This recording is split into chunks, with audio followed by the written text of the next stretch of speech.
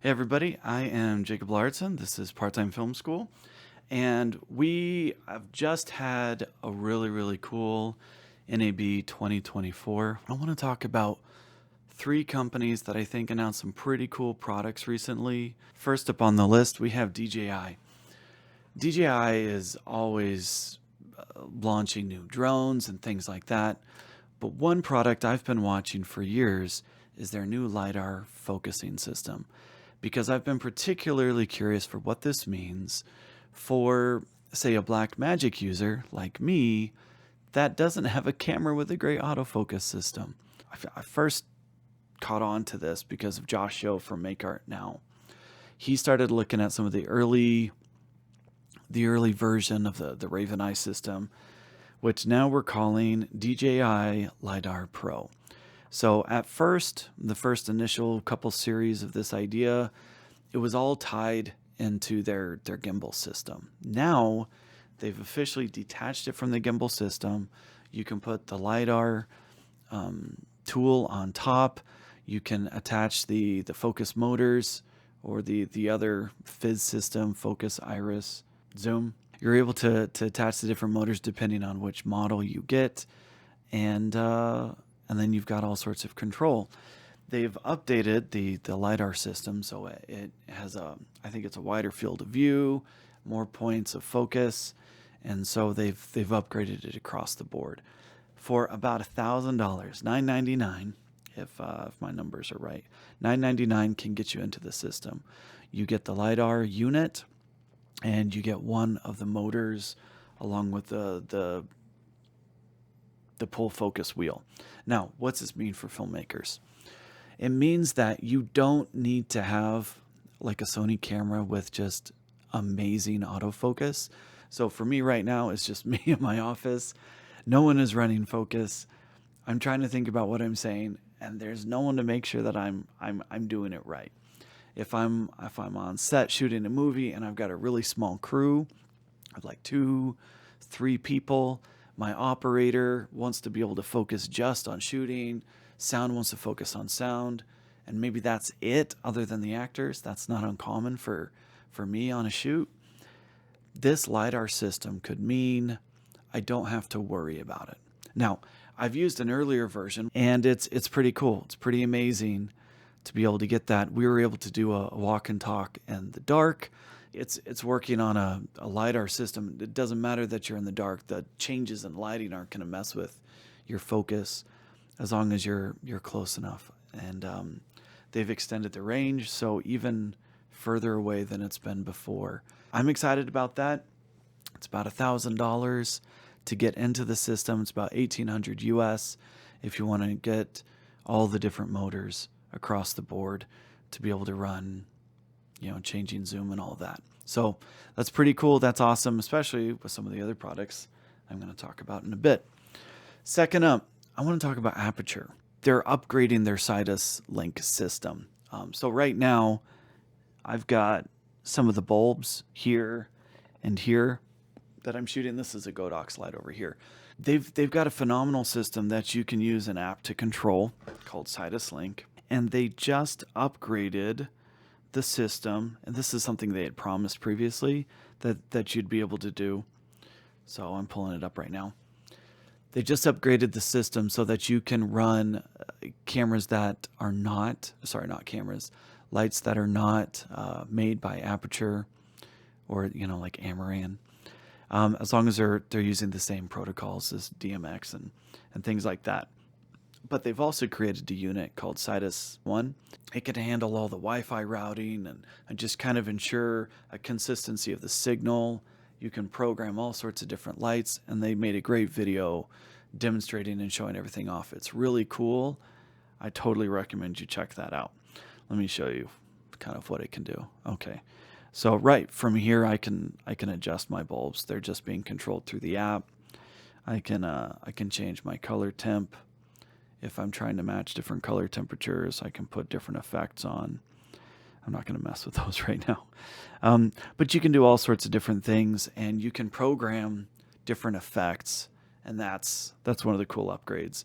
I'm not doing any of the fancy stuff right now. This is some of what they've already had before. But It's pretty cool.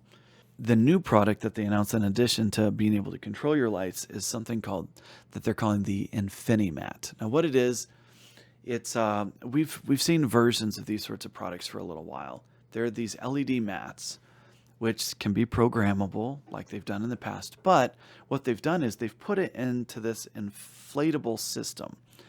Now, why make a light inflatable? What it does is it takes the non-rigid, very pliable light that people like because you can wrap it, you can hang it, you can do whatever.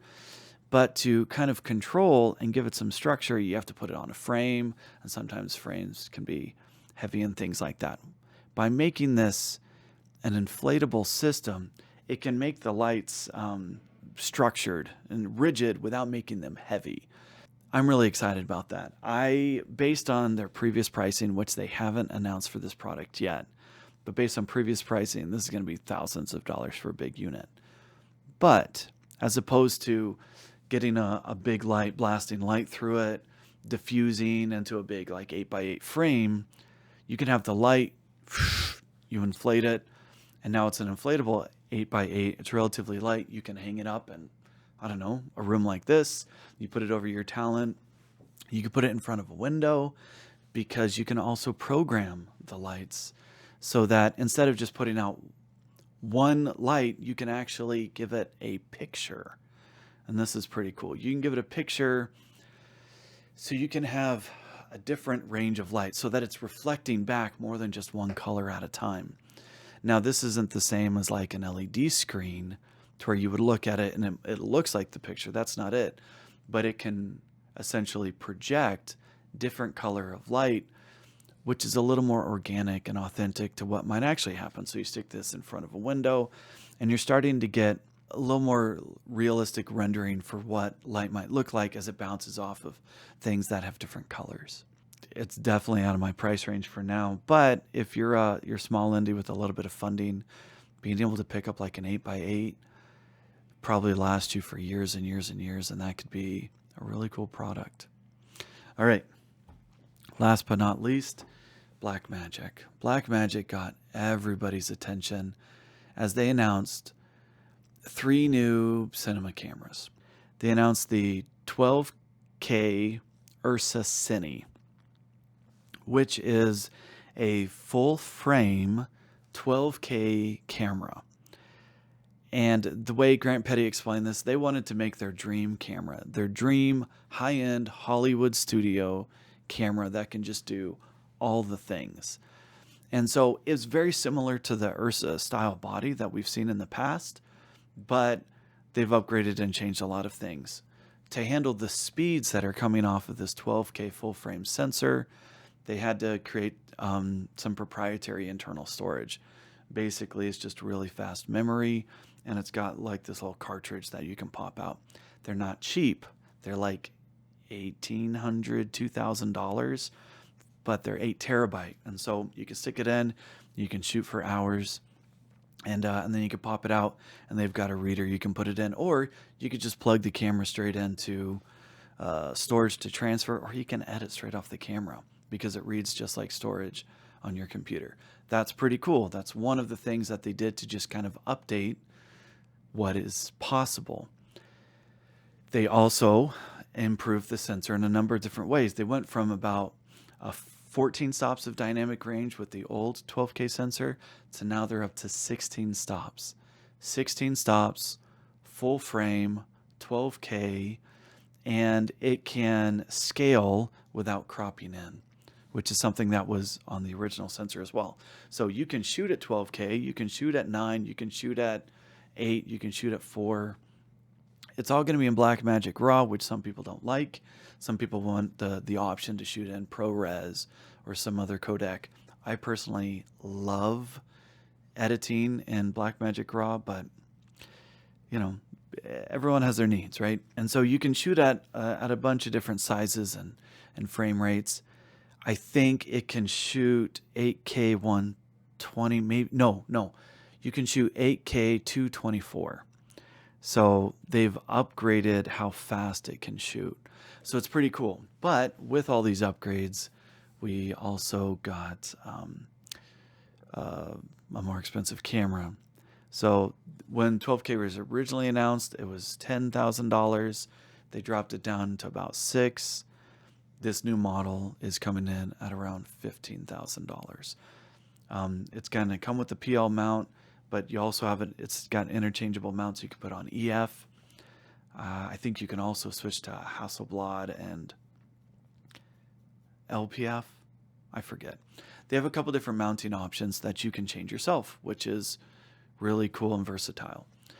If I was making an indie film and I, had the budget to just go out and buy the camera, this would be really incredible, because on paper, it doesn't just meet the specs that we're getting from Arri or Sony or from Red.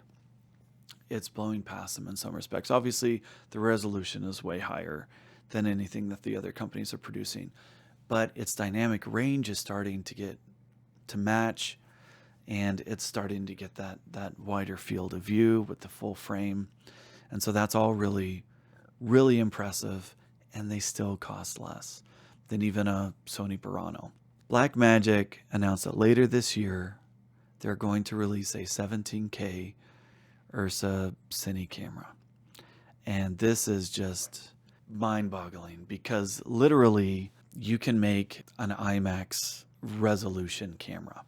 Now, what's been done in the past is to get something at the complete resolution quality of IMAX, you either have to shoot on 70mm film or you just upscale. Now, Arri has the Arri 65, which is 65mm sensor. They've basically taken two of their sensors, they put it on the side, and they stitched it together, getting that really large sensor, but it's still recording in 4K. Now, it's a beautiful sensor. It's amazing what you can do with it. But that's kind of like the biggest thing that was out there in terms of something that was digital. Now, Blackmagic is making their own 65mm sensor.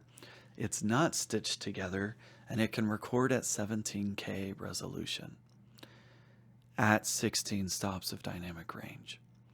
And so this new monster camera is going to be able to match the sensor size, essentially, of the Arri 65, the Alexa 65, with resolutions that blow past anything that you can purchase.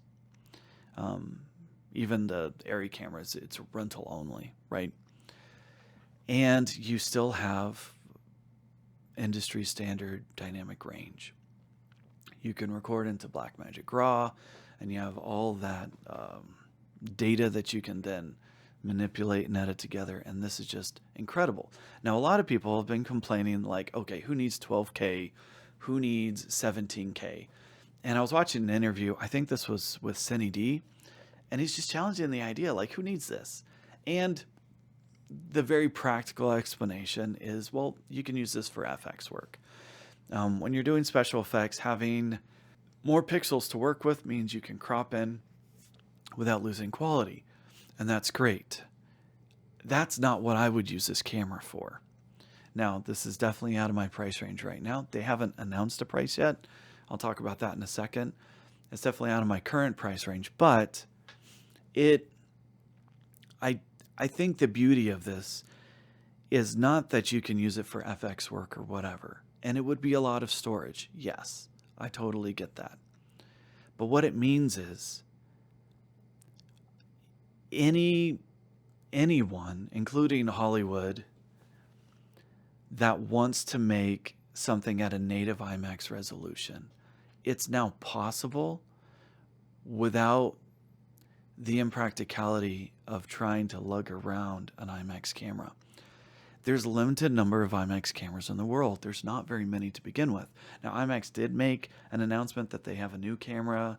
It's 30% quieter and whatever. And Christopher Nolan has shown that this could be really cool, and Jordan Peele has used it as well. But now, if I saved up my pennies and I had enough storage and I went and shot a feature, I could shoot something that could be broadcast at IMAX scale and not be upscaled to it. And that's incredible. that anyone can do that. So if you can do that for IMAX, imagine what that does for just creating a really cool pop-up, screening that I might run. Maybe I can go down to my local theater and we just have the incredible depth of quality in the image. For me as a small indie, if I've set up my own little tour, screening movies, or I use my own digital projector. We got a digital projector for our film festival years ago. It's a 4K laser projector. We could do pop-up screenings, but at incredible visual fidelity. Now it's a lot of storage, but what's possible is just incredible now. Now, if the 12K is coming in at $15,000, and even if the 17K is twice the price and it's a $30,000 camera, that's only $5,000 more than the Burano, or $5,000 more than like the latest and greatest Raptor series from Red. But it can shoot at 17K with 16 stops of dynamic range. That's an incredible value. Now, what a lot of smaller indies like me have been waiting for Blackmagic to do is to release a box style camera. And they announced that too. But they waited till after they announced the 12K and the 17K. And they're like, oh yeah, and one more thing. Here's our box style camera. It's called Blackmagic Pixus. It's a 6K full frame. It's the same sensor that they released in their cinema camera 6 months ago. But it's got all the I/O and all the ports that you need. And it's $3,000. Now, what a lot of people are complaining about is now that the box style cameras come out, it doesn't have a flip out screen. It does have a screen. It's on the side. It's a 4-inch screen on the side, which is meant for operating and just changing settings or whatever, but it doesn't flip out. Now, people are looking at the 12K and the 17K, they have a screen that flips out. They look at the Pixus and that screen doesn't flip out. And they're like, well, why don't we have a flip out screen? And the interviews that I've watched from NAB, they're like, it was a decision we made early on to do that. It's meant to be rigged out, so monitor's probably going to be handled a different way anyway. But beyond that, we wanted this thing to be as balanced as possible, and having a flip out screen throws that off. And whether you accept that explanation or not, I think it's incredible that we now have a $3,000 box style camera. It's more usable than trying to use, say, a Komodo. I already have, right here I've got my Atomus. Now it's HDMI. I'd have to get something or some way to convert HDMI to SDI. But I think it's incredible that this is possible. And this is something I'm seriously thinking about getting within the next year. Our next feature film we're hoping to shoot during the summer. I would love to be able to use that full frame sensor in this new box style, be able to fly it around, maybe use the new DJI LiDAR system, just use the rosette on the side, get a nice little handle, and Blackmagic announced a new EVF that works for all three of their cameras. It's not cheap. It's about $1,800, but it works through USB with a locking pin on it. So I could have my box style Pixus camera. I put like my little arm with the rosette on it. We've got the LiDAR system. I can be running it with the EVF.